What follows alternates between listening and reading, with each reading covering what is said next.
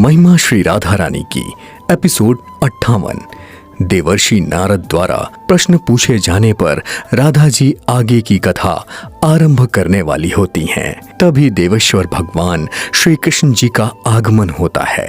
नारद जी उन्हें प्रणाम करते हैं।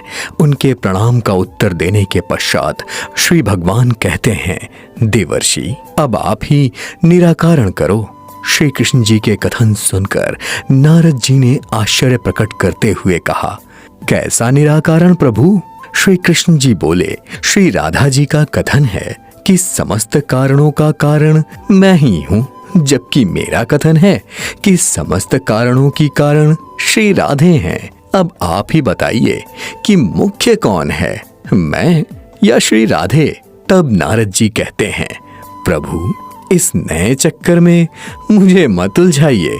श्री कृष्ण जी हंसकर बोले, यह नया चक्कर नहीं है देवर्षि, यह तो वही पुरानी वार्ता है। अब देखो ना, देवी राधा कहती हैं कि सृष्टि का मुख्य कर्ता मैं हूँ, जबकि सत्य ये है कि स्वयं इनके कारण महाबली दैत्य सम्राट शंखचूर्ण की उत्पत्ति हुई और इन देवी ने ही तुलसी को श्राप देकर भारत भूमि पर भेजा। तब नारद जी कहते हैं, मैं देवी गंगा के बारे में जानने का इच्छुक था, किंतु प्रभु ने दूसरा प्रसंग छेड़ दिया।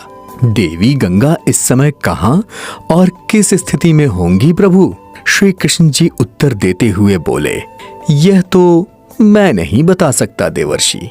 नारद जी शीघ्रता से बोले, क्यों प्रभु क्यों?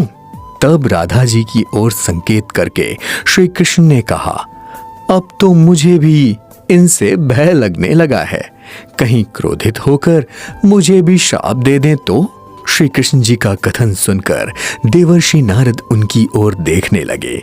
उन्हें अपनी ओर देखता देखकर श्री कृष्ण जी पुनः बोले, मेरी ओर मत देखो देवर्षि, ये सारी लीला तो भगवती राधा की ही है। राधा जी आश्चर्य से बोली, मेरी कौन सी लीला प्रभु? श्री कृष्ण जी मुस्कुरा दिए और बोले, हाँ देवी, आपको स्मरण होगा जब क्रोध के वशीभूत होकर आप देवी गंगा को अंजलि में भरकर पी जाने के लिए तत्पर हो गई थीं। तब से देवी गंगा मेरे निकट उपस्थित रहने में भय का अनुभव करती हैं।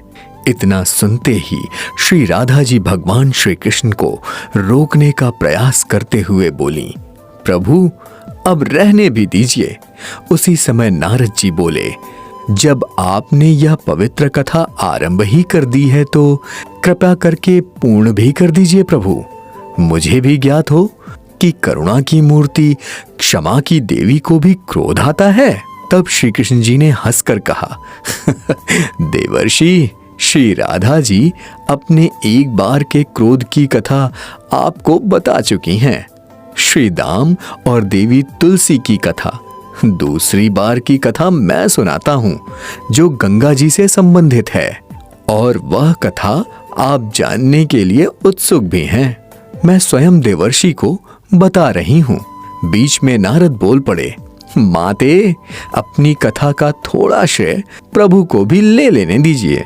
देवी गंगा एक स्त्री होकर जल रूप में कैसे परिवर्तित हुई, इस कथा के साथ शोभा, प्रभा, शांति आदि देवियों की भी कथा जुड़ रही है। देखिए अगले एपिसोड में धर्म सिनेमा YouTube चैनल पर।